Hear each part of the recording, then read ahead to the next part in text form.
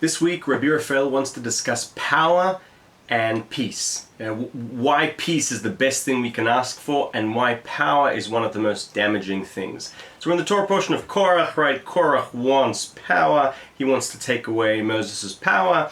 And Rabbi Raphael, as always, starts with the Psalms, with King David, right? The greatest commentator of the Bible. And he starts with the verse, Sur mera ve'aseh tov, bakesh shalom ve'radfeu.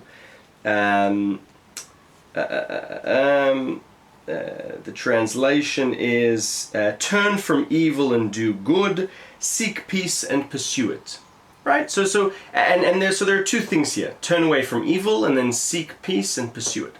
And he starts by bringing, one of the words of the sages who says that God couldn't find a better vessel, right, to contain a blessing than peace, right? It's the most fundamental blessing there is. And Rabbi Raphael says, let's try and understand, what does this mean? Why is peace so important? Why is it the vessel through which any other blessing can be contained? And he says to take anything, take a person's wealth, let's take another verse from Psalms. Another thing that King David said, Hashem oz le'amo yiten yavarech et amo b'shalom. Right, what many powerful statesmen, usually use, Israelis. The verse, we are told, Hashem will give might to his nation. Hashem will bless his nation with peace. Right? What does this mean? He says, you can't have might, you can't have your strength until you have peace. You become rich, it doesn't matter what we gain, if we don't have peace, we're bound to lose it. Peace is the most, and in that sense, peace is what contains all, it is the mother of all blessings. When you have peace, when you have shalom bayit, when you have peace, you can contain everything else. You can contain your wealth, you can contain your strength, your wisdom, whatever, but you need that peace.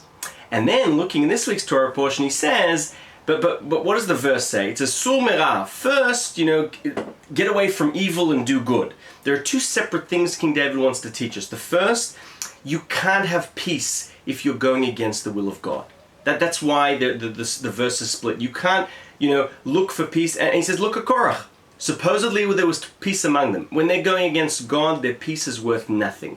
You need to first push yourself away from evil, do good, and then seek peace and pursue it.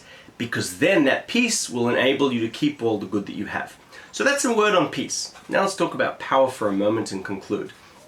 He says, if you think about it, there is not a single state of mind, a single thing that is worse or more damaging to a person's faith and the right path, the path of the Torah, than power.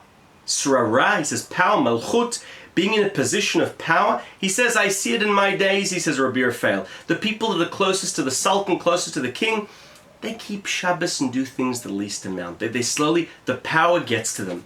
He says, in fact, when you think about it, and this is a fascinating definition, there are no two greater opposites than power and Hashem's way, and Hashem's Torah. Because, right, we are succumbing to the true king, whereas power, we are looking for it for ourselves. And in that sense, we need to push away evil, push away inclination for power, if I connect these two sayings together, in order to try and seek peace, because when we have peace, it can contain all the other blessings we have. A problem that Korach had. Thoughts on the Torah portion of Korach. Shabbat Shalom.